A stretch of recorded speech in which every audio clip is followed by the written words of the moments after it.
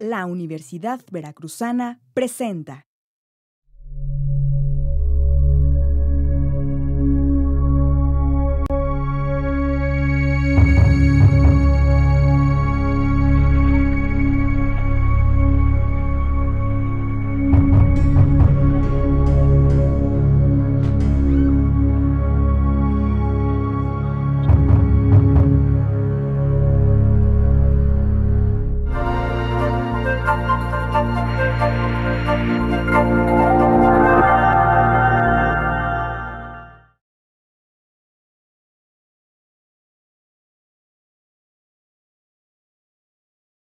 La Universidad Veracruzana presenta.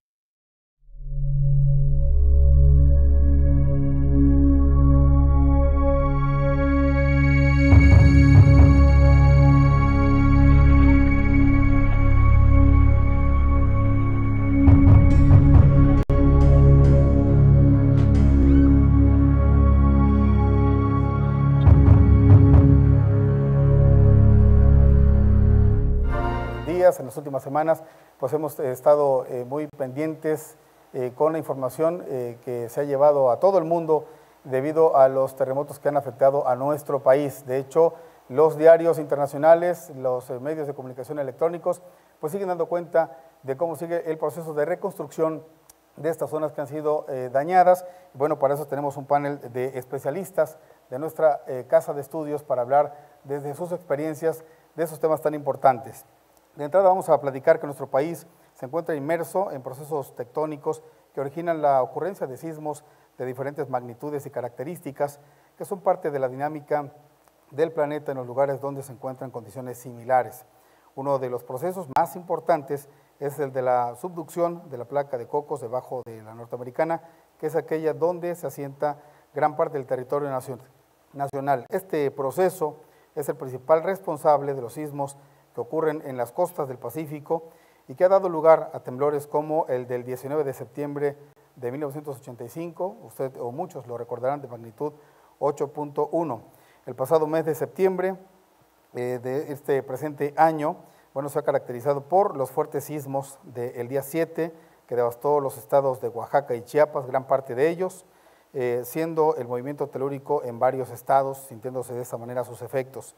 El 19 de septiembre, con epicentro en Azochiapan, Morelos, afectó también la Ciudad de México, Morelos y Puebla, además de parte de Guerrero también se sintió el movimiento en varios estados del centro y el sur de la República. Ahí vemos imágenes de lo que ocurrió con este sismo y a diferencia del 85, hoy a través de la inmediatez de la información pudimos ver el momento de la caída de muchas casas, de muchos edificios, a diferencia del 85 que podíamos observar cuando ya estaban caídos. Bueno, para conocer más por qué tiembla, nos acompañan especialistas, como les decía usted, en esta materia en nuestra universidad del Centro de Ciencias de la Tierra, y están con nosotros investigadores, investigadoras muy prestigiadas de nuestra casa de estudios y que aportan sus conocimientos en el plano nacional e internacional.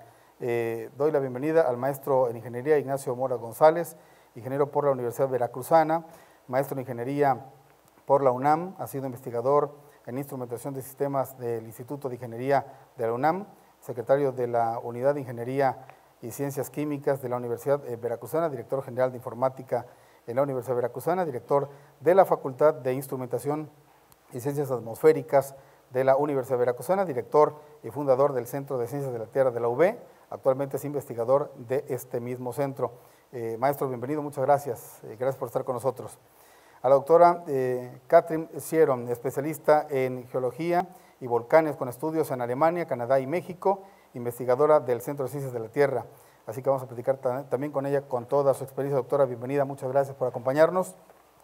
Y bueno, también saludamos al doctor Francisco Córdoba Montiel, especialista en sistemas microprocesadores de la Universidad Veracruzana, maestro en ciencias en orientación sismológica, de sismología y vulcanología de la Universidad Nacional Autónoma de México, doctor en Ciencias, Sismología, Universidad Nacional Autónoma de México, la UNAM, responsable de la Red Sísmica de Veracruz por parte de la Universidad Veracruzana y responsable del Observatorio Sismológico y Vulcanológico del Centro de Ciencias de la Tierra de la Universidad Veracruzana. Doctor, bienvenido, gracias por acompañarnos también. el doctor Gilbert Francisco Torres Morales, investigador del Centro de Ciencias de la Tierra y académico en la Facultad de Ingeniería Civil, zona Jalapa, en la Universidad Veracruzana, ingeniero civil con maestría y doctorado en estructuras por la Universidad Veracruzana, líder del cuerpo académico de Sismología e Ingeniería Sísmica y Estructural de la Universidad Veracruzana. Doctor, bienvenido, gracias por acompañarnos. Y también damos la bienvenida a Flavio Leiva Ruiz, subdirector de difusión de autoprotección de la Secretaría de Protección Civil. Maestro Flavio, bienvenido, gracias por acompañarnos para hablar desde el punto de vista también de la protección civil en esta materia. Bueno, vamos a iniciar con el doctor Mora, quizá hablando de manera muy introductoria, ¿por qué tiembla? ¿Qué es lo que provocan estos movimientos de la Tierra y que provocan estos efectos tan devastadores en algunos momentos? Bueno. ¿Sí tiene audio? Sí, tiene audio.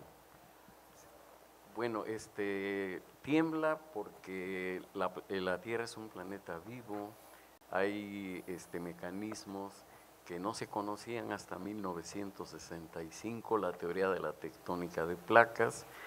El interior de la Tierra tiene calor, la corteza terrestre está flotando sobre el manto y como si fuera un rompecabezas, entonces hay fricciones entre las placas tectónicas y en esas fricciones de las placas tectónicas es donde se originan la mayor parte de los sismos. En nuestro país, pues nuestro país tiene 5 placas tectónicas, que es la placa de Norteamérica, la placa de Cocos, la placa de Rivera y la placa del Caribe. Entonces son 5 placas y por lo tanto es uno de los países con mayor sismología, ¿verdad? Y se encuentra además dentro del cinturón de fuego o cinturón circumpacífico, que es donde se disipa el 85% de la energía sísmica aproximadamente en un año, ¿sí? Aparte de nuestro país, esa actividad, ¿en qué otros países de América Latina puede estar, digamos, de alguna u otra manera relacionada con esta actividad que puede ser tan fructífera en muchos momentos? Bueno, cada placa tiene sus movimientos relativos. Por ejemplo, aquí en México es la zona de subducción, pero por ejemplo está la placa del Pacífico con la placa de Norteamérica que forman la falla de San Andrés, ¿verdad? Que en esa el movimiento no es de subducción, sino es lateral, ¿sí? Es un movimiento diferente. Y en Centroamérica, Sudamérica, pues hay otras placas que se están subduciendo, por ejemplo en Sudamérica, y que también ahí se originan los sismos más fuertes que se han registrado últimamente. Quisiera preguntarle si alguno del panel quiera también abonar algo, con todo gusto, no espere que yo le dé la palabra, con todo gusto me puede decir y vamos haciendo dinámica la participación de todos para que toda la gente que nos está siguiendo a través de la red lo pueda también estar teniendo de primera mano y con más aportes sobre esto. Evidentemente vamos a ir abonando también los aportes de la propia universidad con respecto a este tema en nuestro país. Yo quisiera preguntarle, doctora, a través de su experiencia, sus líneas de investigación, por ejemplo, hay una línea que es la principal de investigación, que es el peligro volcánico y geológico. Preguntarle de primera mano, de entrada, pues, con este tema de por qué tiembla, ¿cuál sería la relación de la actividad volcánica con el movimiento de la Tierra, en este caso con los sismos, con los terremotos? Sí, es una pregunta muy interesante y de hecho se me ha hecho varias veces y la he escuchado varias veces, pues se me hace muy oportuno de una vez aclarar las dudas. Primero tenemos que hablar otra vez sobre la tectónica de placas, que es el origen de ambos fenómenos, así de sencillo. El calor interno de la Tierra, así como el movimiento de las placas, es el origen de ambos fenómenos. El vulcanismo se da específicamente en las placas que se mueven de manera, bueno, los límites de placa que se mueven de manera divergente, significa que se van separando, como pasa en todos los dorsales de todos los océanos. No vemos mucho de ello porque está debajo del mar, pero por ejemplo, evidencia es la isla de Islandia, que está justamente ubicada sobre la dorsal del Atlántico. Y el otro movimiento, que es el segundo de los tres que existen, de las placas tectónicas, es el movimiento transversal. Ahí no se produce volcanismo normalmente, pero aquí en México justamente tenemos el tercer escenario, que es convergente, significa que una placa se mueva hacia la otra. Entonces ahí sí depende muchísimo del tipo de la placa o del tipo de la corteza que tenemos para ver qué es lo que sucede. Hay tres diferentes escenarios. El primero es que se encuentra corteza continental con corteza continental. Ahí el ejemplo más famoso sería la formación del Himalaya, ¿no? Ahí sí, ya que la corteza continental es ligera, significa que no se deja subducir o significa que ninguna de las dos cede y se forman cadenas montañosas muy importantes, por ejemplo los Alpes o el Himalaya. Cuando la litosfera o parte de la corteza es oceánica, significa que es más densa y más pesada y tiende a subducirse o sumergirse por debajo de la continental.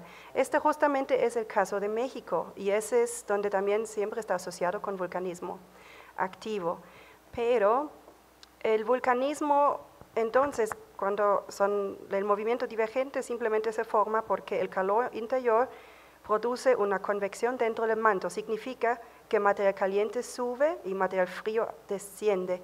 Y en el proceso donde tenemos las dos sales, el interior de la Tierra sale hacia la superficie y se forma nueva corteza oceánica. No podemos verlo, está solamente en Islandia, pero sí, ese es el tipo de volcanismo que se produce. Y en la subducción lo que pasa es que la placa subducida poco a poco va soltando fluidos que bajan el punto de fusión, se forman magmas y eso justamente es el punto clave. Se forma magma que asciende a través de la corteza para sí o no dar erupción. No todos los magmas que ascienden dan erupción, pero varios de ellos, un cierto porcentaje sí. Entonces, mientras ambos fenómenos la causa de ambos fenómenos es el calor interno de la Tierra, las corrientes de convección y por ende el movimiento de los pedazos de tierra rígida que tenemos encima, el vulcanismo tiene que ver siempre con la producción y el ascenso de magma. Entonces, si no tenemos eso, no va a haber erupción. Y entonces, si se pregunta si un gran sismo puede detonar una erupción en un volcán, ahí vamos a decir lo primero, que es muy difícil evidenciar. Segundo, que simplemente mientras un terremoto mueve, el volcán para hacer erupción necesita magma disponible. Significa si no hay magma, yo puedo estar moviendo como yo quiera, no va a producirse ninguna erupción. En el caso muy específico que un volcán estuviera como a punto de hacer erupción, significa que hay magma cerca de la superficie, hay un sistema bajo presión y en este caso tal vez un sismo podría darlo como el pequeño empujón pero la cuestión es que la erupción hubiera ocurrido de todas maneras, con el sismo o sin el sismo. Entonces, erupción volcánica sí tiene que ver con las placas, pero sí con el ascenso de magma. Y los sismos, luego seguramente vamos a escuchar más, son el reacomodo y una cosa, aunque tenga el mismo origen, no necesariamente una cosa detona la otra.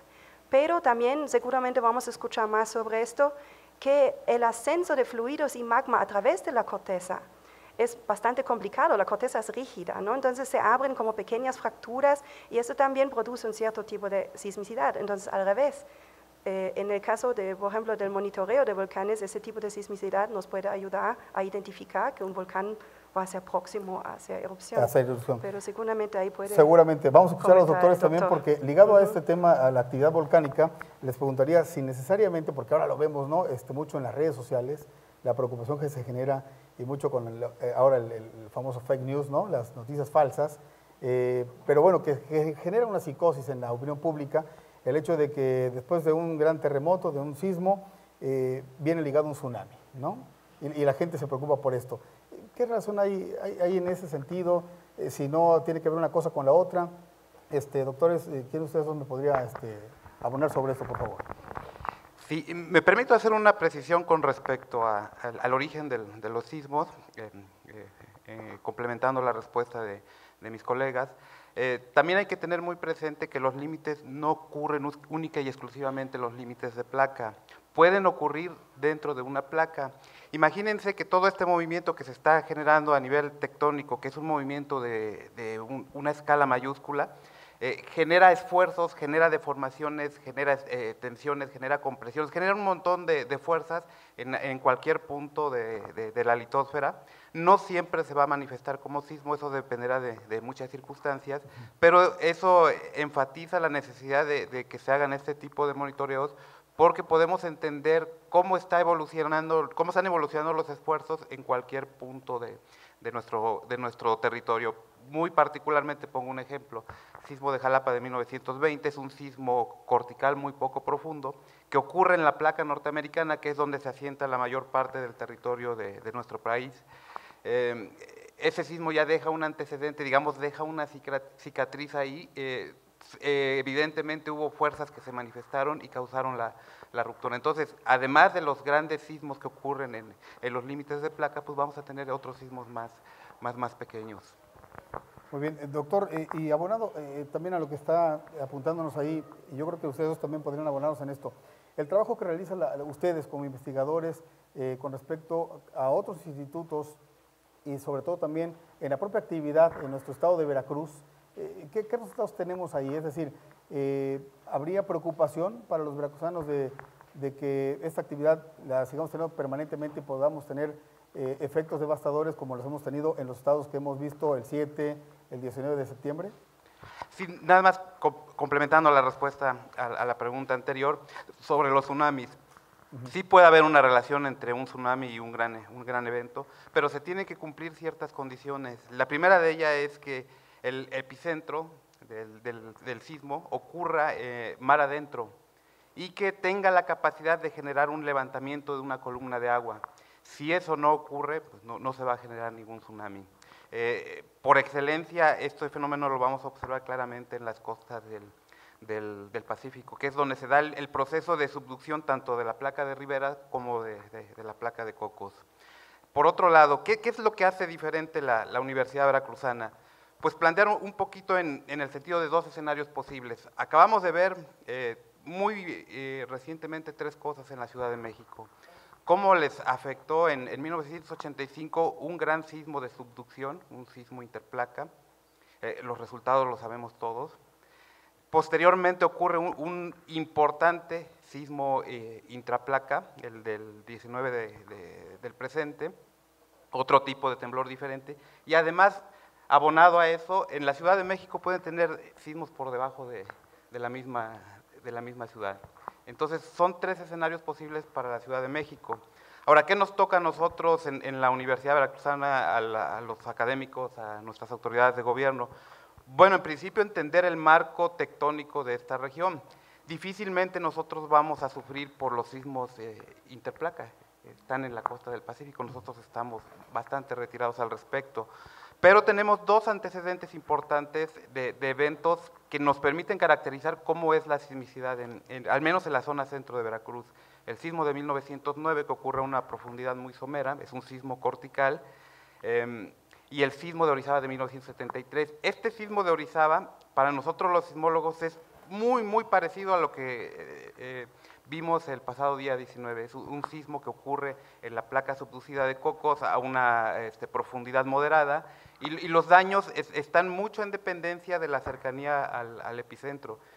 Quiero traer a la mente de nuestro auditorio que hasta el siglo pasado los eventos que ocupan el mayor número de pérdidas en nuestro estado es el de Jalapa, precisamente de 1920, y el de Orizaba de 1973, solamente rebasados por el del sismo de 1985. Doctor Gilbert, por favor, tiene micro. Preguntarle sobre, ligado a esto que nos está mencionando, doctor, también, digamos, los puntos con más actividad sísmica del Estado y también, bueno, las investigaciones que ustedes vienen realizando en ese sentido, en materia, digamos, de prevención y de conocimiento de cómo está la actividad en nuestro Estado y sobre todo que la comunidad científica, los habitantes en general, pudieran conocer lo que ustedes van realizando también.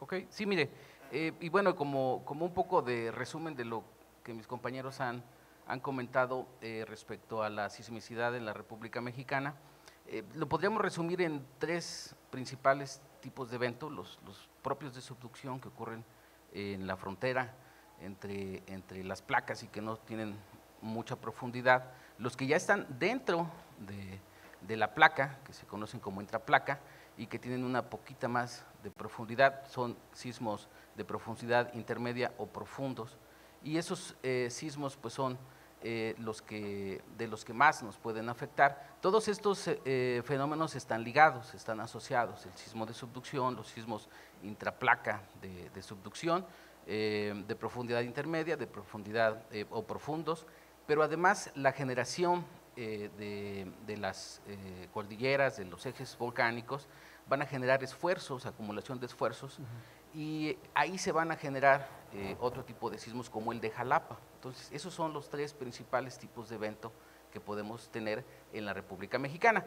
Al norte, bueno, como decía el Inge Mora, pues hay otro tipo de fenómeno que es que las placas se están desplazando una respecto al otro, un tipo de fallamiento normal, y bueno, ahí los sismos pues también son importantes porque están muy cerca de las áreas densamente pobladas. Y entonces aquí en la parte central del estado de Veracruz, los sismos que más nos podrían afectar son los que están intraplaca, ya sea de profundidad intermedia o profundos, como el sismo de 1973, que tienen un periodo de retorno más grande que los que están en la costa del Pacífico, los propios de subducción, son un poquito más raros, y los sismos también intraplaca, pero generados a partir de la acumulación de los esfuerzos por la creación de los volcanes, de las montañas en nuestro eje volcánico.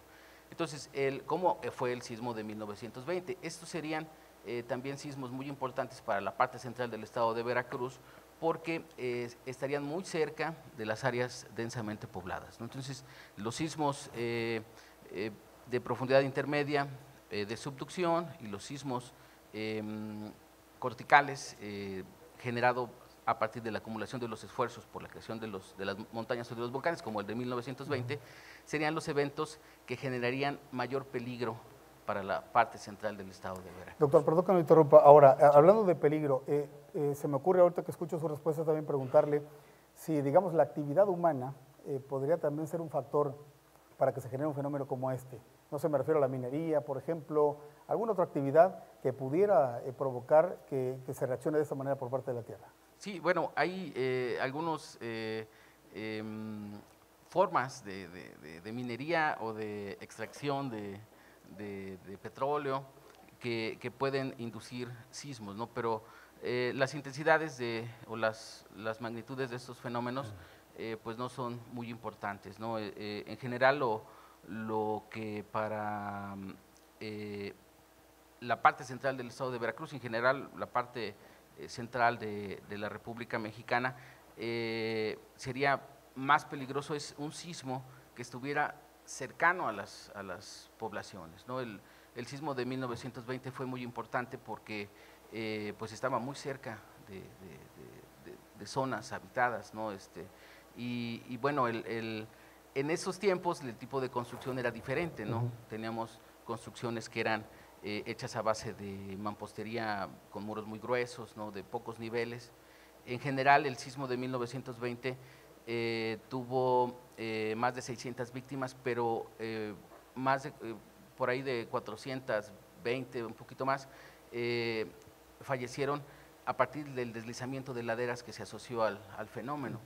Entonces, ahora las construcciones han cambiado y bueno, pues sería un poquito más complicado el escenario por muchas causas, ¿no? Sobre todo el que pues hay, no hay una conciencia de que estos fenómenos ocurren.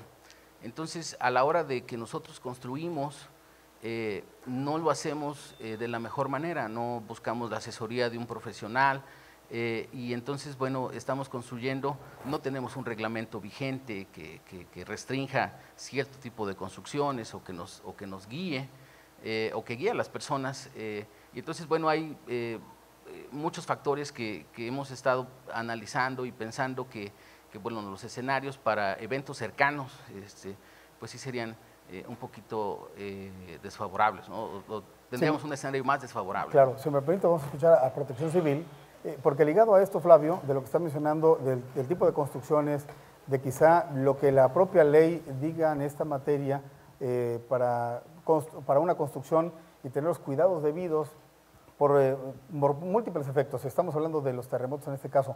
¿Qué dice Protección Civil en ese sentido, sobre todo para que se cumpla con la normatividad o adecuar la propia normatividad? Bueno, de hecho, todo lo que han comentado aquí los presentes,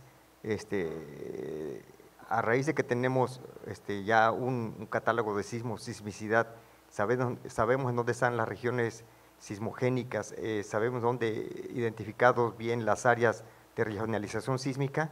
A partir de ello se tiene que adecuar reglamento de construcciones y eso tiene que ser constante y permanente, no tenemos que esperar a que haya un sismo como el de 85, como el del 7 y el 19 de septiembre para volver a hacer ese trabajo de actualización, porque esto es cambiante de acuerdo al tipo de suelo, el tipo de construcción. Hay que saber construir bien y en un lugar adecuado, prácticamente eso. Y quiero aunar algunos detalles cuando hablabas de la alerta por tsunami. Efectivamente se generó una alerta por tsunami a modo de observación, olas de 3 a 4 metros, y que circulaba en redes sociales que podía llegar a Veracruz.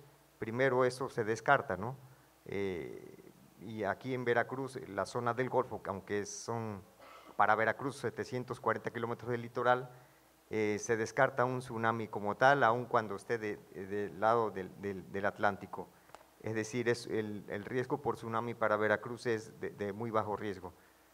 Olas como las que observaba para este tsunami del sismo del 7 de septiembre, de 3 a 4 metros, las tenemos todos los años en temporadas de huracanes, en frentes fríos, tenemos oleajes de 4 hasta 6 metros de altura. Para nosotros es normal y no está asociado con un tsunami propiamente. Muy bien, y esto, bueno, pues evidentemente con las redes sociales se provoca a veces esta desinformación y esta psicosis que puede provocar pánico sin razón en la gente, doctor.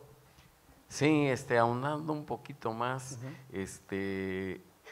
el efecto del tsunami es muy diferente al efecto del oleaje, ¿verdad? El oleaje es por arrastre y empuje del viento, y entonces se generan olas muy grandes, pero vienen una serie de sucesión de olas pequeñas, cortas, y el tsunami viene una cortina son olas también, pero de muchos kilómetros, ¿verdad? Entonces traen una energía mucho mayor. Eso, como dice el ingeniero Flavio, no se tiene previsto de que ocurran en Veracruz o en el Golfo de México, ¿no? Pero sí en el Pacífico, y los lugares donde más tsunamis más fuertes se han provocado, pues es en los temblores de Alaska, los temblores de Chile, que son de magnitud muy grande, ¿verdad? Y en eso de la magnitud muy grande sí me gustaría que no se quedara esto en el tintero, ¿verdad? Hay dos tipos de mediciones que se hacen de un temblor, ¿verdad? Una es la magnitud, que es la energía que se libera al romperse el material que está trabado de las placas, y la intensidad es cómo se siente en otro lugar lejano al temblor, ¿verdad? Y eso se confunde mucho, sobre todo en los medios que hablan de intensidad y de magnitud indiferentemente. Sí, sí. Entonces, acaba de salir una noticia por ahí en un medio de comunicación que el temblor de Jalapa ha sido el de mayor magnitud. Y pues no es verdadero eso, ¿no? Pero tenemos nosotros como los que manejamos estos términos, aclarar un Como poquito científicos eso. y académicos. Sí, claro. aclarar un poco esto, Sí. ¿no? Las magnitudes se deben de nombrar con números arábigos, y las intensidades se nombran generalmente con números romanos. Y por ejemplo, el sismo del 85, que tuvo una magnitud de 8.1 en las costas del Pacífico, generó intensidades de 10 en algunas partes del Distrito Federal. Entonces son cosas totalmente diferentes, ¿verdad? Y además decir que las magnitudes, luego decimos, es que el sismo de 7 pues está muy cercano al de 8, ¿verdad? Casi como que son iguales, ¿no? son un poquito más grande uno que otro, pero las escalas son logarítmicas. Entonces, por decir algo, para que nos llevemos una idea de las magnitudes, un sismo de 5 grados dicen que se puede producir con el equivalente a una bomba atómica, ¿sí? Tronada. Pero un sismo de 6 grados ya necesitas como 32 bombas atómicas. Y vamos a redondear un poquito, un sismo de 7 de 1000 bombas atómicas, y uno de 8 de 27,000 bombas atómicas, y uno de 9, 1,000,000 de bombas atómicas, para que vea uno que no son tan cercanas, no son lineales. Entonces esas magnitudes nos pueden confundir, decir el temblor de tal fecha y el otro, pues están muy cercanos, ¿no? No son del doble, Lo del veíamos triple. en algunas de las declaraciones, ahora que habla usted de medios, por parte de las autoridades de la Ciudad de México, por ejemplo, de las diferentes delegaciones, hablando de que en alguna de las delegaciones el temblor se sintió con mayor intensidad en alguna de esas zonas de la ciudad, ¿no? Sí, entonces y correcto. eso es correcto, diferentes intensidades, pero para un sismo de una magnitud esa no se le quita. Claro. Claro que se hacen estudios para estimar la magnitud del terremoto. Muy bien, ¿sí? doctor. Sí, a propósito de que salió la palabra peligro sísmico, debemos tener bien en claro una cosa. Para que nosotros realmente podamos tener una evaluación del peligro, pues esto debe estar sustentado en conocimiento riguroso, conocimiento científico. ¿A qué me refiero? Bueno, históricamente hemos visto actividad que sin lugar a dudas nos da un primer acercamiento de cómo es la sismicidad en México, y particularmente en estas zonas que no tiembla tan frecuente como en la costa del Pacífico. A lo que voy es a lo siguiente: tenemos que entender el fenómeno muy profundamente. No es posible a partir de los registros de sismicidad, de tener un catálogo de primera mano, llegar al peligro sísmico. No es un proceso inmediato, porque intervienen muchos factores. Cuando ocurre un gran temblor o un temblor importante, debemos tener presentes que en el sitio donde nos encontremos van a influir varios factores para que nosotros lo sintamos. El primero de ellos es propiamente la fuente sísmica, la ruptura, el temblor en sí. Si estamos muy lejos, pues difícilmente lo vamos a percibir. Pero tomar en cuenta que a partir de la ruptura se producen trenes de ondas, se producen ondas sísmicas que se desplazan en todas las direcciones. La pregunta que nos haríamos ante sismos como esto, bueno, ¿qué pasa? ¿Cómo se propagan las ondas sísmicas a lo largo, por ejemplo, del estado de Veracruz? Que sería una pregunta muy interesante. Así como vemos estos efectos de amplificación en la Ciudad de México, ¿los hay en Veracruz? En Veracruz el estado de esfuerzos está produciendo deformaciones que inminentemente nos permita ver que va a temblar en una determinada región. No lo sabemos, lo estamos monitorizando. ¿Puede ocurrir un sismo de magnitud arriba de 7?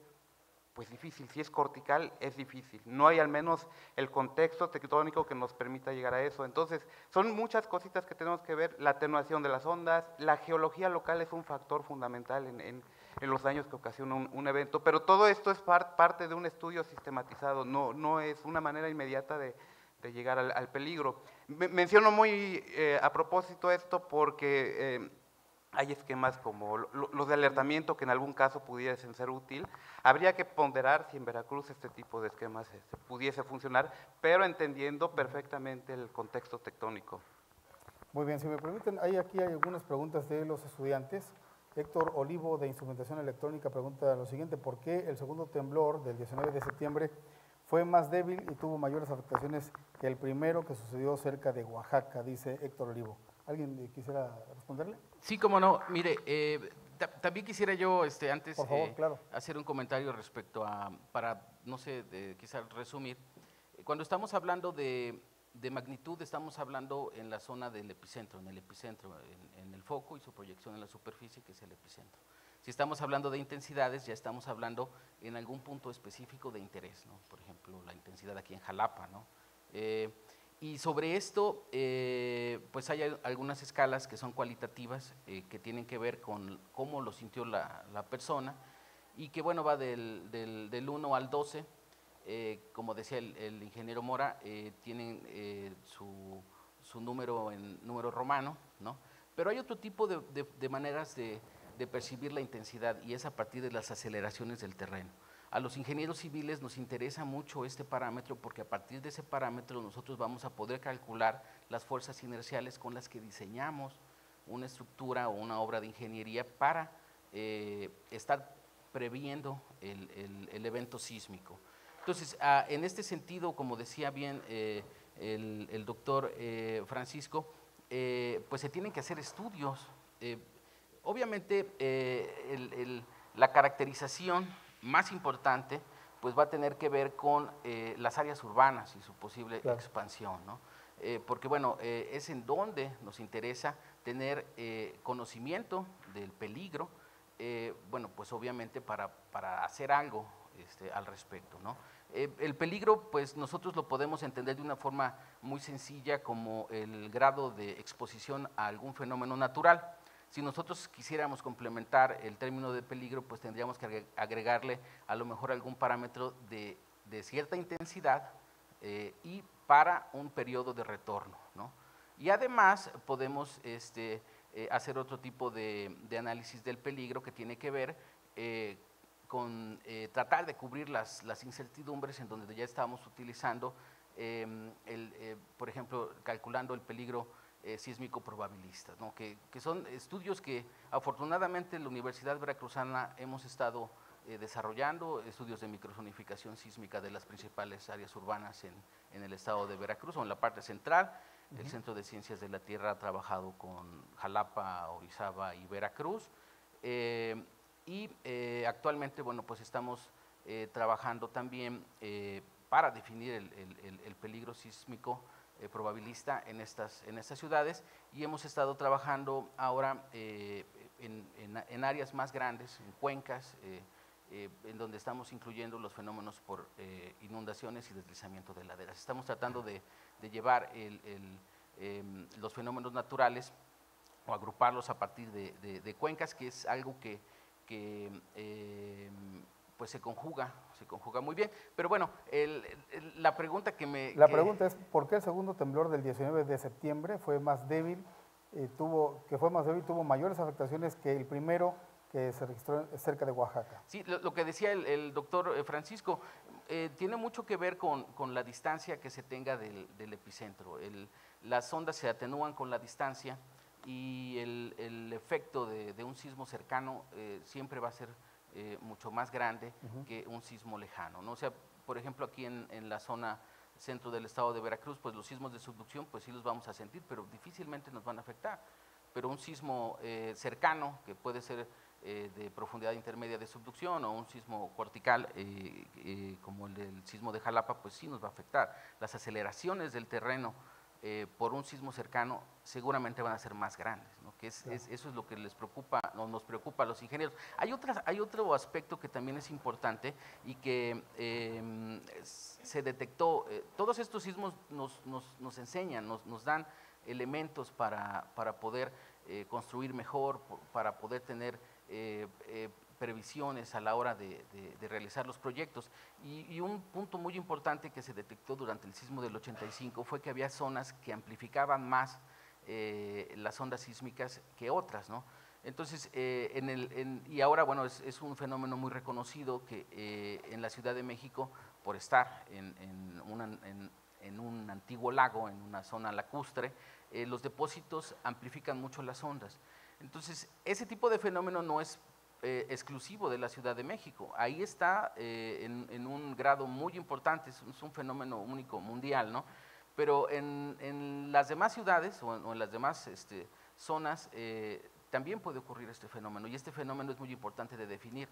Entonces los estudios de microzonificación de eso se encargan, de encontrar las zonas con efecto de sitio, se conocen a las zonas que amplifican más las ondas sísmicas. Oye, usted mencionando la Ciudad de México, también Said García de la Facultad de Instrumentación pregunta, ¿cómo funciona la alarma sísmica de la Ciudad de México? Bueno, la alarma sísmica de la Ciudad de México, la alerta sísmica de la Ciudad de México, esa empezó por poner instrumentos en la zona de las costas del Pacífico, que es donde se generan los temblores más fuertes que pueden afectar al Distrito Federal. Y funciona muy bien porque el Distrito Federal se encuentra entre 400 y 500 kilómetros alejado de los epicentros, pero por la zona lacustre amplifica mucho las señales. Si usted tiene instrumentos para estar midiendo cómo es la intensidad en diferentes lugares, pues va atenuándose el efecto, pero llega a la Ciudad de México y se vuelve a amplificar. Además de, como dijo ya el doctor Francisco, hay también fallas locales sísmicas que se pueden alterar en un movimiento fuerte, ¿sí? Entonces, esta alerta lo que hace es tener aparatos en la zona donde los temblores van a ser más fuertes, y como las ondas sísmicas viajan a una velocidad menor que la luz, entonces por radio mandar una señal de que ya está temblando en el lugar. Pero además, si lanzáramos la alerta sísmica con cualquier temblor, pues estaríamos llamando y alertando a la gente varias veces al día, ¿verdad? Sí. Con lo cual no serviría de nada. Entonces se ha desarrollado en el CIRES un modelo matemático que en los primeros registros se evalúa si va a pasar primero se había puesto el límite de 6 grados, ahora lo hemos bajado a 5.5 grados de magnitud, ¿sí? Si el temblor va a tener una magnitud mayor que 5.5, se manda la alerta sísmica, si no, pues para qué la alertamos, ¿no? Pero así funciona, no es que prevenga o prediga que va a temblar tal día, claro, sino es que decir, ya está temblando aquí, entonces van a llegar las ondas después, ¿sí? Ahora que toca eso de prevenir que va a temblar tal día, es una falacia completa eso de poder pronosticar los temblores, como se dijo en algún momento. A ver, complementando la pregunta de cómo funciona el sistema de alerta sísmico mexicano, bueno, primeramente son cerca de 100 estaciones de detección en campo que están distribuidas a lo largo de la costa del Pacífico, unas más dentro del continente también distribuidas, y cuando ocurre un sismo, la onda primaria la detecta una de estas estaciones, una segunda la tiene que comprobar, porque si no el sistema se puede disparar si no había esa redundancia. También existe una tercera por si la segunda cercana no está funcionando en ese momento. Entonces el sistema es redundante. Y en cuestión de segundos, como decía el ingeniero Mora, se calcula qué tan grande o tan pequeño, y si rebasa cierto umbral del que ya está establecido, entonces se emite la alerta para diferentes ciudades dependiendo de la distancia del epicentro. Es decir, no se va a alertar masivamente a todas las ciudades que tienen el sistema de alerta sísmico, sino a aquellas que lo amerita alertar. También es en base a un cálculo matemático en automático que sale esta alerta. Doctor. Sí, nada más acotar que es un algoritmo el que tienen implementado estos sensores, principalmente en la costa del Pacífico, que tiene que resolver muy rápidamente si el evento que se está presentando potencialmente va a ser de cierta magnitud, pero sí es muy importante, sobre todo para estos efectos de alertamiento, tener muy en cuenta que son 5 o 6 segundos aproximadamente, que además los instrumentos tienen que recurrir a este algoritmo y determinar si el evento puede generar potencialmente daños. Muy bien. Doctora, preguntarle también, ya que usted mencionaba hace un momento el tema de la actividad volcánica, lo explicaba, y bueno, usted que viene investigando esta parte también, preguntarle, a partir de la actividad sísmica en nuestro estado, sobre todo en la zona centro del estado, y más allá de nuestra entidad federativa en el país, la gente que vive cerca, por ejemplo, vimos después de estos fenómenos la actividad volcánica del Popocatépetl en este caso. ¿Cuáles serían las medidas de precaución que deben tomar la gente que vive en esas zonas urbanas cercanas a volcanes con actividad como el Popo o el Pico de Orizaba, por ejemplo, en la zona centro de la entidad? ¿Qué medidas se deben tomar ante esta actividad que se puede generar? Me gustaría, la verdad, porque creo que se quedó un poco en el aire la pregunta anterior. Antes, es que yo con muchísimo gusto respondo, pero no se ha dicho si se pueden o no predecir los sismos. Y yo realmente creo que es muy importante. Es que Flavio ya no quiso responder. No, definitivamente no, Bueno, imposible. ahorita voy. Muy bien, a ver. Imposible, ¿por qué? Son muchísimas variables muy complejas y debemos tener en cuenta que todas estas variables son difíciles de reproducir en laboratorio. Estamos hablando de presiones gigantescas, de temperaturas gigantescas, de procesos muy complicados. Pero es importante esto que nos menciona, doctor, porque lo vimos en este momento, que vivimos este fenómeno. Seguramente, cuando nos vuelva a ocurrir y se suelte a través de cualquier plataforma una información como esta, de nueva cuenta va a impactar en la opinión pública, ¿no? Porque se nos olvida. Es más, cuando escuchamos la explicación de la doctora sobre la propia actividad de nuestro país y demás, vino a mi mente lo que se ha reproducido mucho en redes sociales del discurso del, no viene quizá al caso, pero sí porque salió por el tema del Papa Francisco, que México era castigado por el diablo, ¿no? Un discurso fuera de contexto porque no lo dijo en el contexto de los terremotos, pero alguien lo tomó, lo puso y bueno, se hizo trending topic, ¿no? Lo que dijo el Papa Francisco. Entonces es muy importante que ustedes como especialistas, como académicos e investigadores, bueno, dejen muy claro ahora que la comunidad universitaria está siguiendo esta transmisión, que esto no se puede pronosticar de ninguna manera y que lo tengan muy claro para efectos incluso del núcleo familiar, ¿no? Cuando llega una información como esta. Sí, definitivamente la respuesta es no, y de parte de la comunidad sismológica, pues sí estamos muy inquietos porque hemos visto todas estas manifestaciones a través de redes sociales en momentos en que tenemos más información que nunca. Sin embargo, parece ser que estamos más desinformados al mismo tiempo. Es un proceso complicado donde nosotros tenemos que concientizar. Aquí requerimos particularmente la alianza de la comunidad universitaria y de los medios de comunicación para dar información que realmente sea la adecuada. Pero es imposible, todo ese tipo de predicciones. Yo quisiera poner un ejemplo. Si alguien hoy me dice que mañana va a temblar, y lo podrán decir, veo por aquí algunos de los estudiantes que laboran en el Centro de Ciencia de la Tierra haciendo su servicio social, sus tesis, todos los días vemos que tiembla. En México, en promedio, son 40 sismos al día. Y si viéramos cuántos son de magnitud 5 menor, casi la mayoría. El 98% son de esa magnitud o más pequeñitos. Entonces, en ese sentido, pues no se vale ese tipo de comentarios, pues, inevitablemente le vamos a atinar. Pero ahora que podamos decir que un evento de cierto tamaño se llegó a manejar 10.6 en algún caso, es imposible, sobre todo entendiendo el marco tectónico del planeta. Pues para que se genere un sismo de ese tamaño debe haber condiciones físicas posibles, factibles, y en este momento definitivamente no las hay.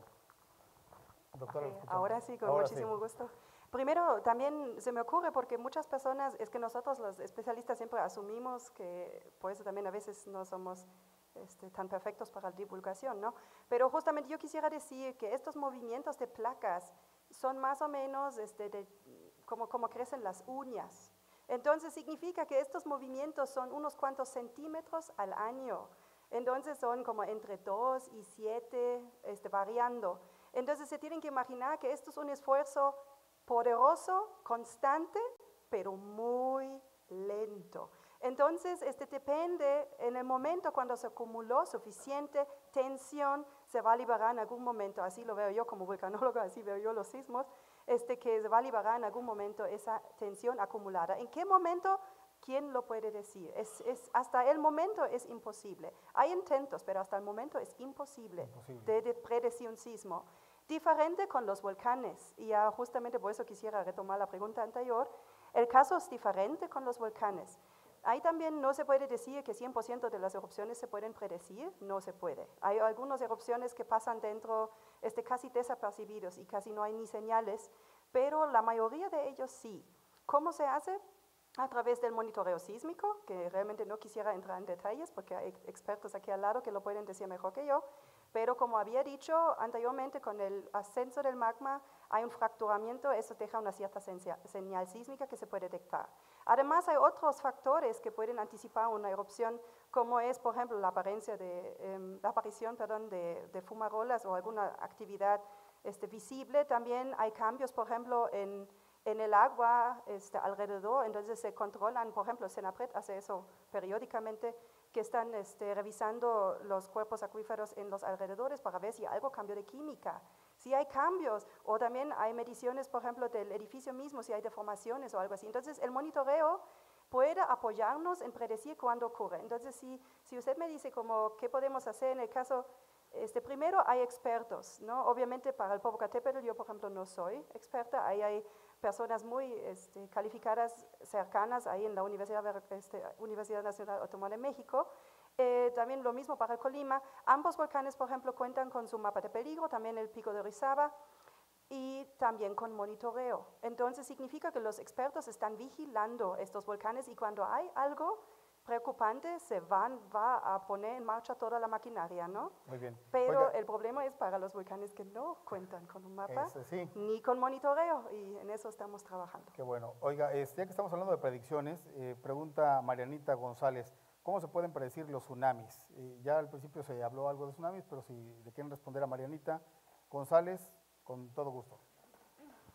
Sí, siempre que hay un sismo que esté en el mar y que tenga una magnitud grande, una magnitud de 9, de 8.8, 8.6, pues se lanza una alerta sísmica porque hay probabilidades de que ocurra un tsunami, ¿sí?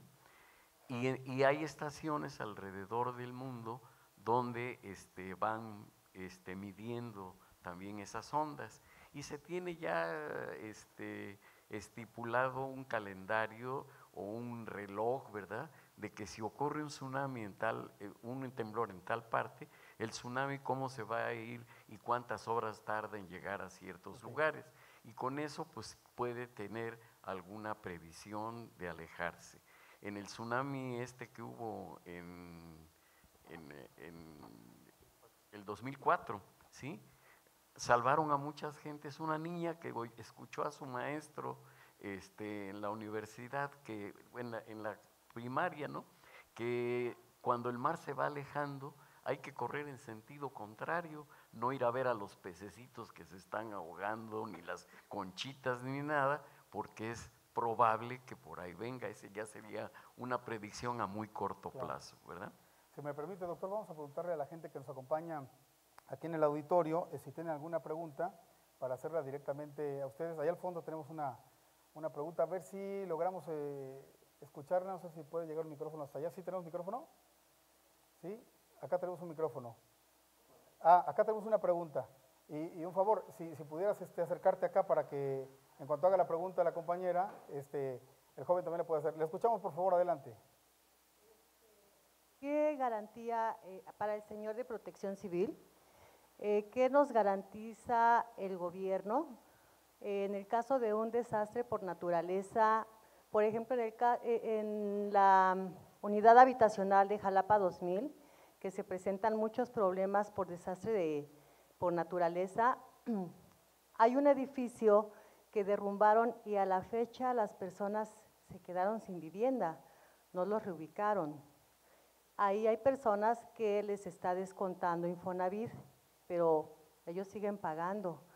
Y si se presentan más movimientos de tierra, como ahorita lo hubo, las viviendas se afectaron. Cuando nosotros pagamos un predial, supuestamente nos dicen que hay un seguro que pagamos para que el gobierno nos responda y nos apoye. ¿Qué pasa ahí? Meramente respondiendo al seguro, es un tema de índole meramente municipal porque el municipio fue que contrató ese seguro. Para otros eventos de desastres naturales como incendios y en algunos casos con los recientes deslaves y deslizamientos de tierra que ha habido, el municipio ha cobrado este seguro para indemnizar y apoyar a esas familias. Sí lo ha hecho. Jalapa creo que es el único caso en Veracruz, en el estado de Veracruz, que tiene este seguro contra desastres, incendios, sismos, deslaves, etcétera, etcétera. Otra pregunta, allá al fondo, sí. Tu nombre, por favor, si nos puedes decir tu nombre. Pedro, adelante, Pedro. ¿Qué tengo que hacer cuando tiembla? cómo tengo que pensar, cómo tengo que reaccionar, hacia dónde me tengo que dirigir.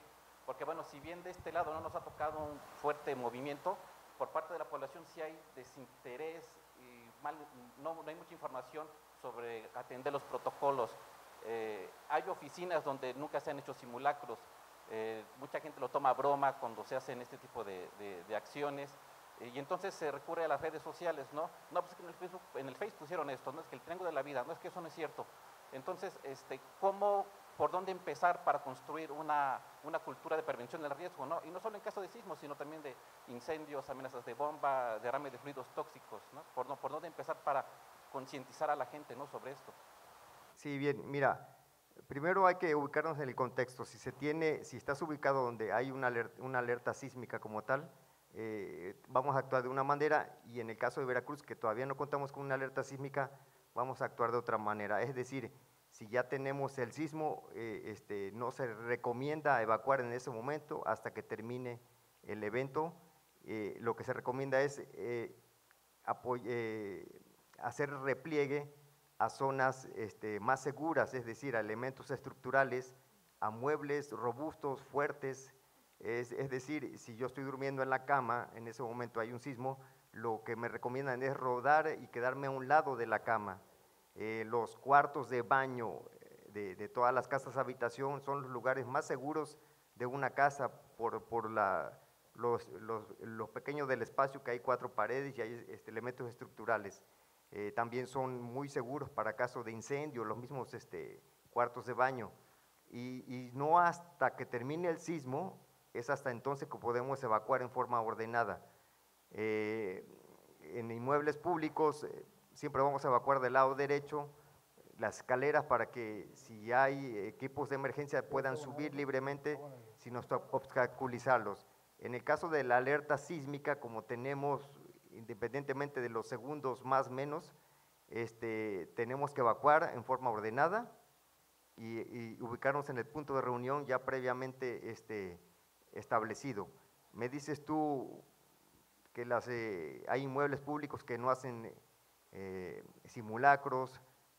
Más allá de realizar un simulacro, la ley prevé que el artículo 62, que todo inmueble que haya concentración masiva de población, llámese comercios, escuelas, inmuebles públicos, privados, plazas comerciales, iglesias, etcétera, etcétera, deben contar con una unidad interna de protección civil, que a su vez tiene que elaborar el programa interno, y una vez que lo elabore va a planificar la realización de ejercicios y simulacros periódicamente, ya sea por sismo, ya sea por incendio u otros calamidades. Entonces, para las familias, para toda la población, el primer paso es elaborar el plan familiar, y el primer paso del método científico, que es muy recalcado, es observar. Tenemos que observar e identificar todos los riesgos a los que estamos expuestos. En el caso de sismos, todos los elementos que puedan caer, desprenderse de la casa, deslizarse. Afuera igual, si existen transformadores ubicados en la postería, si existen barrancas, si existen vialidades importantes, etcétera, etcétera. Pero es a partir de la elaboración del plan familiar de protección civil y del programa interno de protección civil que cada dependencia, institución, organismo o empresa pública o privada realicen. El formato de plan familiar lo pueden ustedes consultar en www.veracruz.gov.mx, /sección, /difusión. Además de encontrar este formato, van a encontrar todas las recomendaciones por sismos, por vulcanismos, por mareas de tormenta, etcétera, etcétera, todo la mayor sinnúmero de calamidades que tenemos en el estado de Veracruz. Oye, ingeniero, aquí la doctora quiere abonar algo. Antes de que ella tome la palabra, yo quisiera nada más comentar acerca de lo que tú mencionas. Yo creía que esta parte que inicialmente decías, esto de quizá buscar un mueble muy fuerte y demás, lo había creído con la historia de Frida Sofía, ¿no? Que cuando se metió en un escritorio muy fuerte, creo que casi más fuerte que el de Vasconcelos en la Secretaría de Educación Pública, y ya vimos en qué terminó la historia, ¿no? Pero creo que la doctora también tiene un punto de vista que quiere abonar y compartir con el compañero que hizo la pregunta, ¿no? Obviamente solamente voy a hacer la parte introductoria porque aquí al lado tengo tres sismólogos que están seguramente más capacitados, pero a mí sí me interesa esa parte personalmente y yo he leído sobre el asunto y me gustaría decir una cosa: salgan del edificio, porque un sismo, ¿por qué nos mata?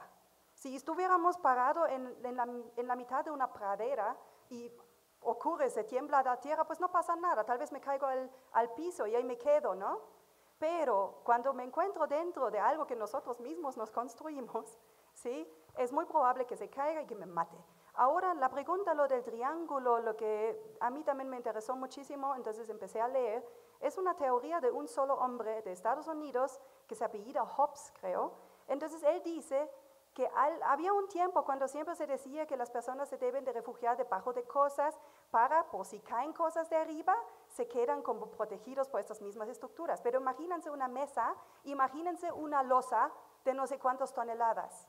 Entonces, lo que decía tal Hobbes es que si en vez de refugiarme por debajo me quedo al lado, se va a quedar probablemente un espacio. Pero, ¿a qué estamos, a decirlo así, jugando?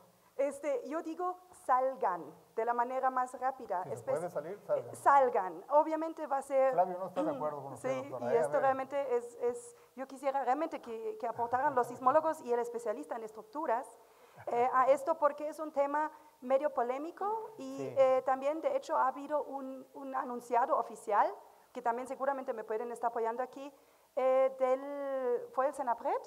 Fue el Senapred, que esto no aplica en la Ciudad de México. Y ahorita voy a pasar el micrófono Sí, claro. mejor. A ver, escuchamos, Flavio. Bueno, y al por eso ingeniero. ponía dos contextos. Si se tiene el alertamiento sísmico, por supuesto que tenemos la posibilidad de salir en forma segura, pero si no lo tenemos, las aceleraciones, y aquí están los expertos, pueden ser tan altas que hacen que un edificio vibre y en cuestión de segundos se venga abajo, así de Muy sencillo. bien. Nada más les pongo un poquito de números para ubicar en la realidad.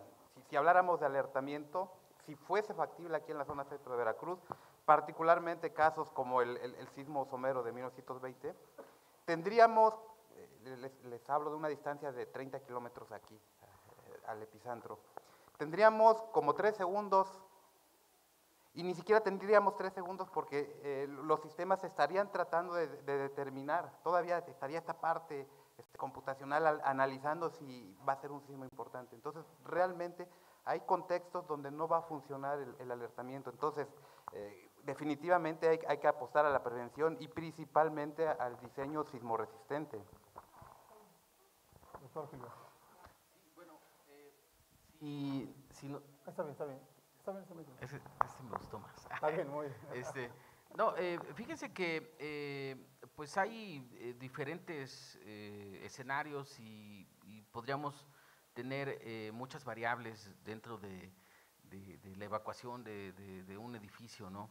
Pero como decía la doctora Catherine, yo creo que si tenemos la posibilidad, si nos lo permite, y el edificio todavía no se está viniendo abajo, yo creo que lo más importante es salir, evacuar. La filosofía de diseño estructural nos dice que para sismos intensos la estructura no se debe de caer. Para sismos intermedios, pues debe de tener algunos daños, y para sismos moderados, pues no le debe de pasar nada, ¿no? Pero el problema es que pues hemos visto que no siempre sucede esto, ¿no? La estructura no queda en pie. La filosofía dice, no se debe de caer, aunque después se tenga que demoler.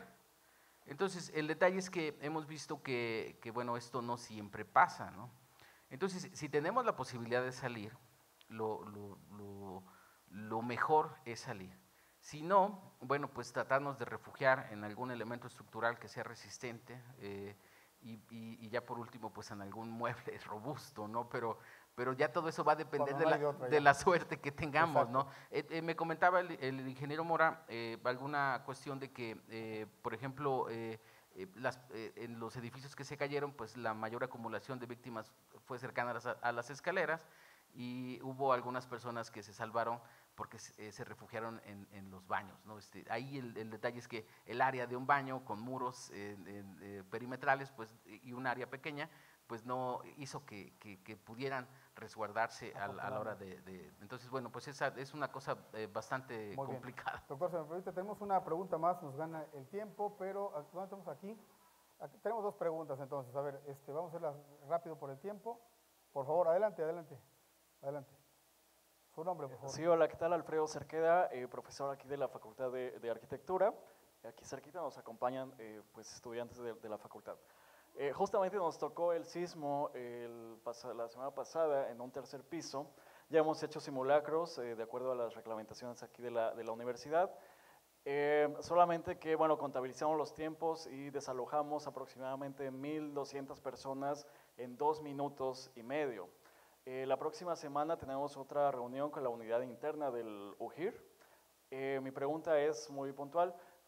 ¿Cuáles serán los segundos más pues, viables para desalojar aproximadamente esa cantidad de personas? Y la otra, también estamos interesados en, no sé, en conseguir algún sistema de alarma sísmica, porque la población de nuestra facultad es aproximadamente 1,600 personas que estamos en esos edificios, y no sé si se pudiera adquirir, es muy costosa, no lo sé. A ver, bueno, miren, yo les comento, trabajé en la Ciudad de México, me tocó evaluar los macrosimulacros de la Ciudad de México, y yo les puedo decir que había inmuebles que se evacuaban, el término correcto es evacuar, no desalojar. Los evacuaban en 30 segundos, 20 segundos, pero la torre de Pemex tardaba 2 horas. Entonces, hay criterios para la evacuación que no, de la planta baja y 2 niveles, no más se debe de evacuar hasta que pase el sismo, ¿no? En el caso de los centros educativos, estos ejercicios y simulacros nos deben de dar los parámetros de cuánto tiempo más o menos tenemos de evacuación, y si nosotros requerimos, es decir, ustedes requieren solicitar que se construyan escaleras adyacentes para que haya mayor flujo de evacuación y no se concentre en un punto, los promedios de tiempos de evacuación van a bajar. Para eso son los ejercicios, para modificar, para poner propuestas, para hacer esos cambios. ¿Sí? Ahora, hablando de alertas y alarmas, ahorita van a empezar a venderles muchos aparatos denominados alarmas, efectivamente. Se colocan en los inmuebles, junto a las paredes, a las columnas, elementos estructurales, y sí les va a avisar, pero que ya tienen el sismo en ese momento, que ustedes a lo mejor no lo van a percibir, pero ya está en ese momento. No les va a dar ningún tiempo más. Para allá de esos abundan esos aparatos. Muy bien. Alguien tenía una pregunta más, ¿verdad? Acá, joven, por favor, su nombre. A ver, así te escuchamos. A ver, David. A ver, David, ahí te va el micro, permíteme tantito. Vamos a pasarte el micrófono, y mientras yo alargo un poquito, hasta que te llegue el micro. Y bueno, estamos ya casi concluyendo, me habían dicho que era de 1 hora, pero se ha puesto bueno, ¿no? En la parte final. Ahora sí te escuchamos, David. Ahora, adelante. Mi nombre es David. La pregunta es la siguiente: ¿cuál es la realidad? O sea, hablamos de reglamentos, hablamos de cuestiones aquí en Jalapa, se habla mucho del sismo de 1920. En cuanto a los reglamentos que se han modificado y las construcciones que se han modificado, ¿cuál es la realidad si hubiera un sismo equivalente al de 1920 aquí en Jalapa? ¿Las construcciones realmente están hechas para eso? ¿O tenemos que enfrentarnos a una realidad equivalente a la de la Ciudad de México? A ver, doctor Gilbert, por favor. Bueno, los reglamentos han evolucionado, han avanzado a partir de los grandes sismos en la República Mexicana, pero en el área metropolitana del Distrito Federal, y hay una reglamentación nacional que es de la Comisión Federal de Electricidad, el Manual de Diseño de Obras Civiles, que bueno, también ha evolucionado, y bueno, a diferencia, por ejemplo, de los primeros mapas de regionalización sísmica que hizo el doctor Esteva, que fue algo único para ese momento, fue un logro científico muy importante. Pues ahora ya los mapas de regionalización sísmica pues ya incluyen muchas más fuentes sismogenéticas, están hechos en un raster de continuo, en un raster en donde cada píxel pues vamos a tener un valor de aceleración o un espectro de diseño, pero eso es en el ámbito nacional para la cuestión de la Comisión Federal de Electricidad, en el área metropolitana del Distrito Federal, pero en cuanto a reglamentación, en la demás área de reglamentación específica hecha para ciudades, considerando los efectos sísmicos, pero reglamentando las edificaciones, no hay, ¿no? Ese es un vacío que existe en toda la República Mexicana. Los reglamentos de construcción no se están, no hay ninguna preocupación ni ningún incentivo por realizarlos. Ese es algo que tiene que ver con el ámbito municipal. El municipio tiene que promover su reglamento de construcción.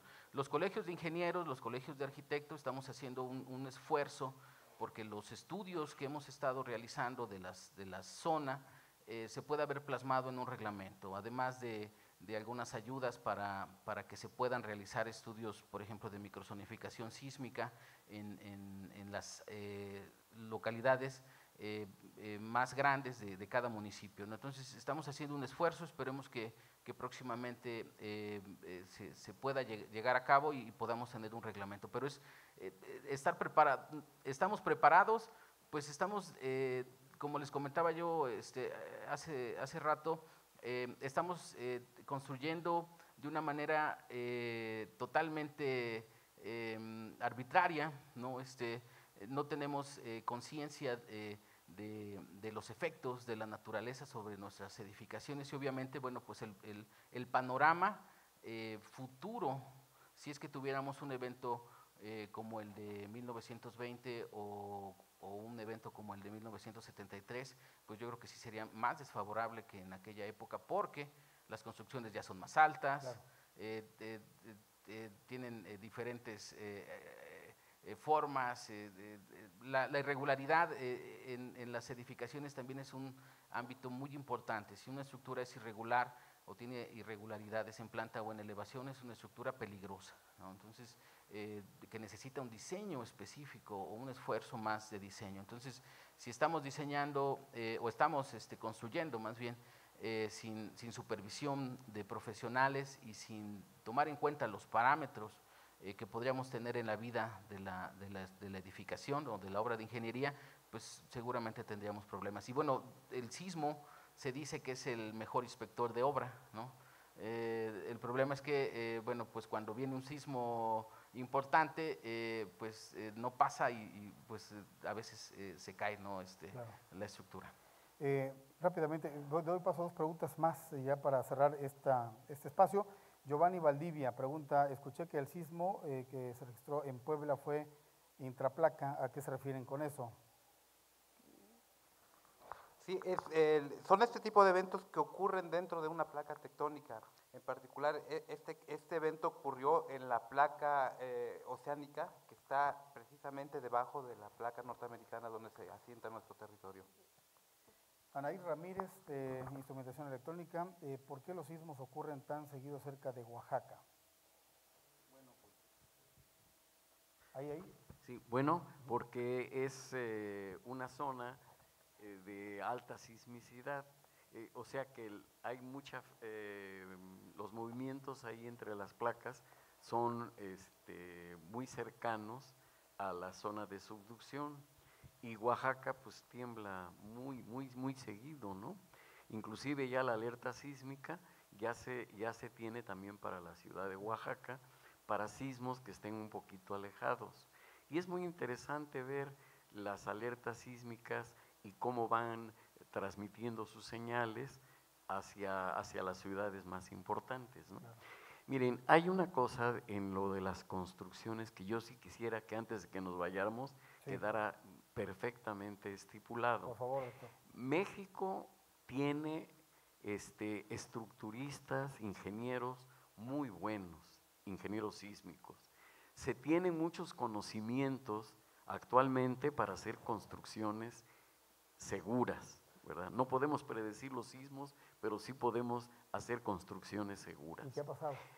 Y hay un ejemplo muy, muy bonito, que es la Torre Latinoamericana. Así es. La Torre Latinoamericana fue terminada un año antes del temblor del Ángel y está como si nada. Después pasaron otros temblores, el de la Ibero, el del 85, el del el actual, y la Torre Latinoamericana sigue tan campante como Johnny Wu. Bueno, no, ya no digo un nombre. Sí, entonces, ¿cuál es la explicación? Mire, hay una cosa, puede estar un edificio perfectamente diseñado. El arquitecto hace sus cálculos y para que la obra sea bonita, ergonómica, útil, etcétera, y busca un estructurista, el estructurista le hace todos los cálculos. Y hasta ahí llega, porque llega uno para la autorización de la construcción, y si ven que lleva la firma del arquitecto o del estructurista, adelante, ¿sí? Pero de ahí en adelante no se tiene un control de la obra, ¿verdad?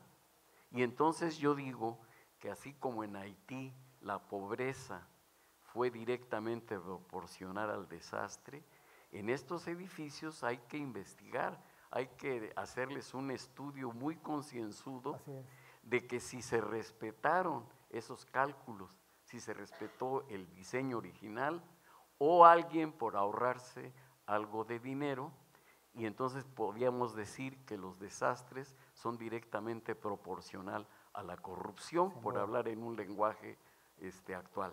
Sin duda alguna. Perdón. Nada más quisiera complementar un adelante. poquito respecto al buen comportamiento de la Torre Latinoamericana.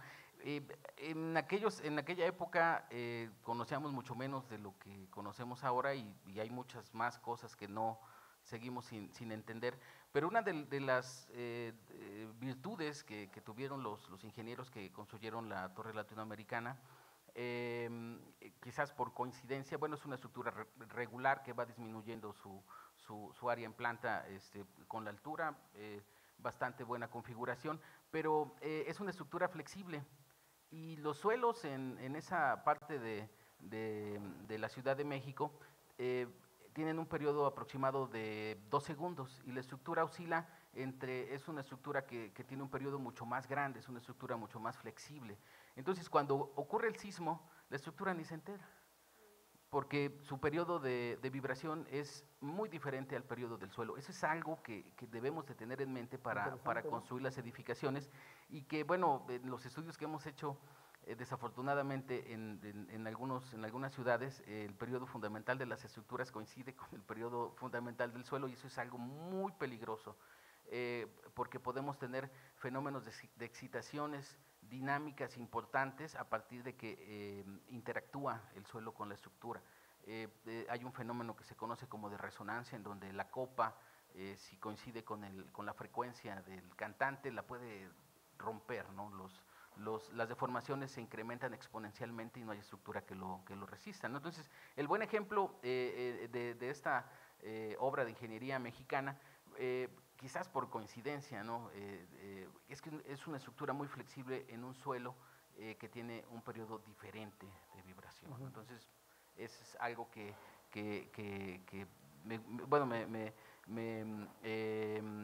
quise comentar y nada más también respecto a lo que hemos comentado, yo creo que no podemos predecir los eventos sísmicos, pero sí podemos tomar medidas en contra de los efectos malos que pudiera tener sobre las edificaciones. Si nosotros tenemos un buen estudio del suelo, considerando cuestiones de efecto de sitio, si tenemos un buen diseño, considerando los posibles fenómenos que podamos tener en la vida de nuestra obra de ingeniería, seguramente vamos a tener buenos resultados a la hora de que ocurra un sismo. Pero si no tomamos medidas, bueno, pues entonces vamos seguramente tener problemas. Vamos a una intervención más de la gente que nos hace llegar preguntas y vamos allá a cerrar. Igual le hacemos una ronda de conclusiones para que la gente que nos está acompañando y que nos está siguiendo a través de esta transmisión, bueno, pueda tener ya de manera circular lo que han dicho ustedes.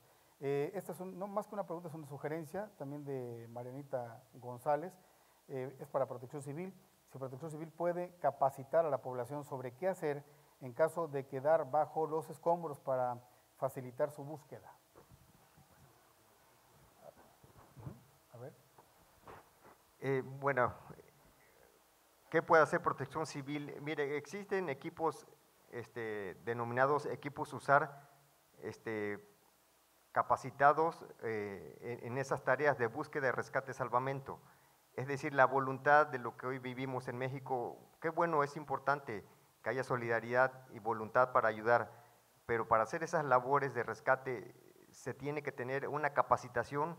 Esta capacitación, una certificación internacional, se da a través de OSHA, a través de la ONU, y es una capacitación que tarda hasta 6 meses encerrados exclusivamente para dar técnicas de búsqueda, salvamento y rescate, penetración de muros, de diferentes tipos de materiales, concreto armado, muros, tabla roca, paneles, la combinación de todos estos.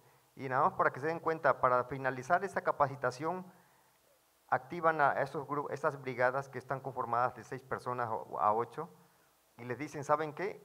Allá a 30 metros hay un maniquí y tienen que rescatarlo en el tiempo que quieran, pero tienen que rescatarlo. Entonces, son cubos que están construidos de diferentes materiales que yo les había comentado y tienen que ir perforando cada uno hasta terminar los 30 metros y rescatar a ese maniquí.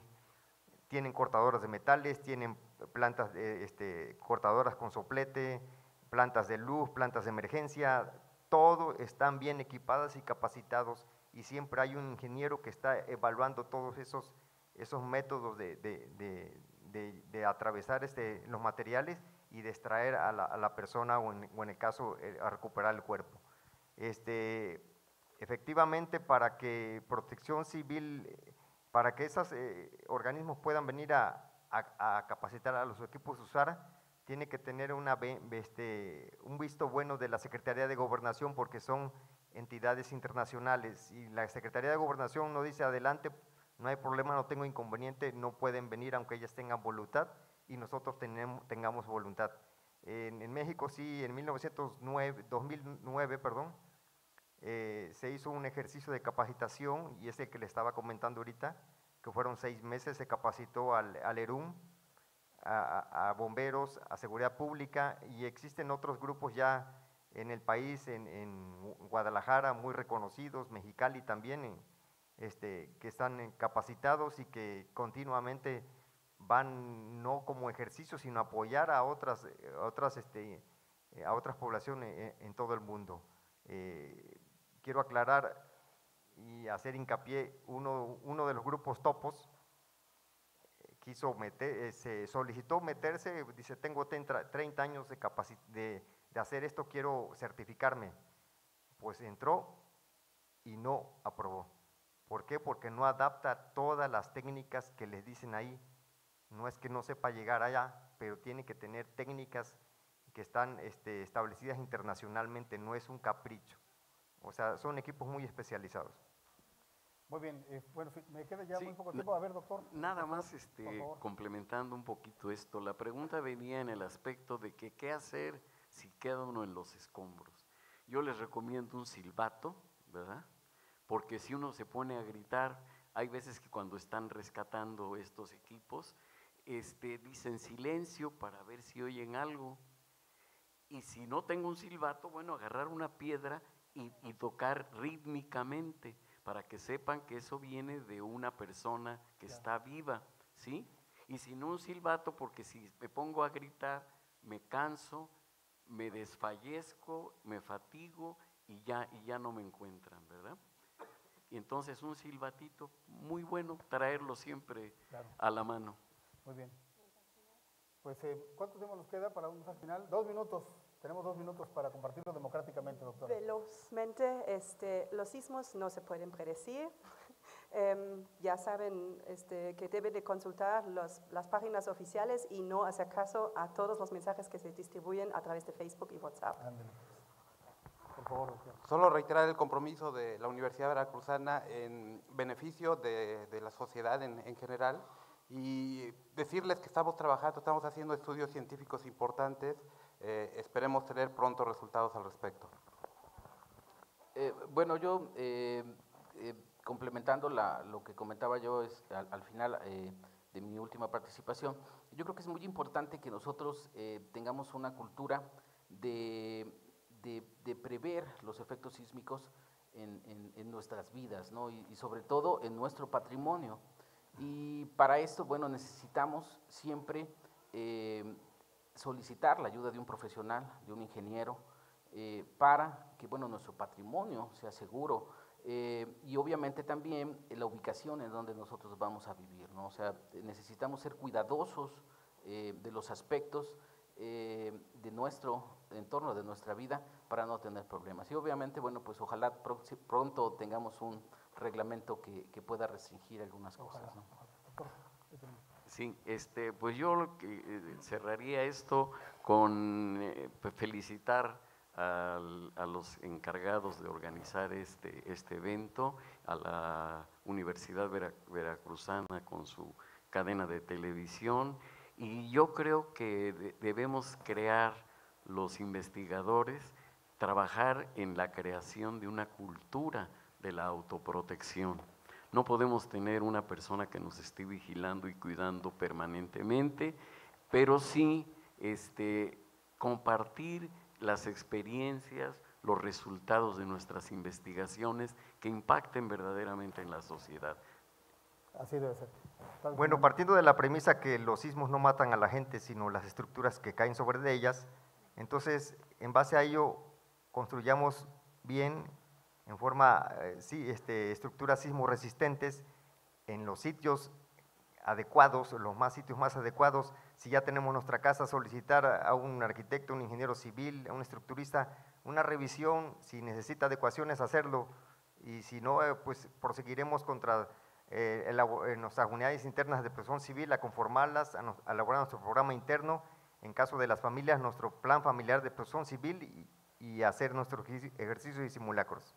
Muy bien, finalmente agradecer a Comunicación Universitaria por esta invitación para realizar este panel, agradecerles por supuesto a todos nuestros panelistas y agradecerles sus trabajos de investigación, todo lo que aportan no solamente a la universidad, sino a la sociedad, y a ustedes por su presencia también muchísimas gracias, a la gente que nos siguió a través de esta transmisión, muchísimas gracias, que tengan un excelente día, sigan pasando muy bien, gracias. Un fuerte aplauso de reconocimiento para nuestros invitados, por favor.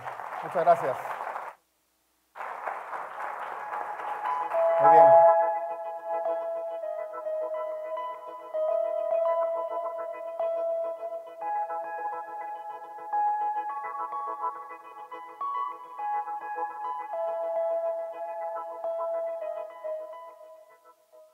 La Universidad Veracruzana presentó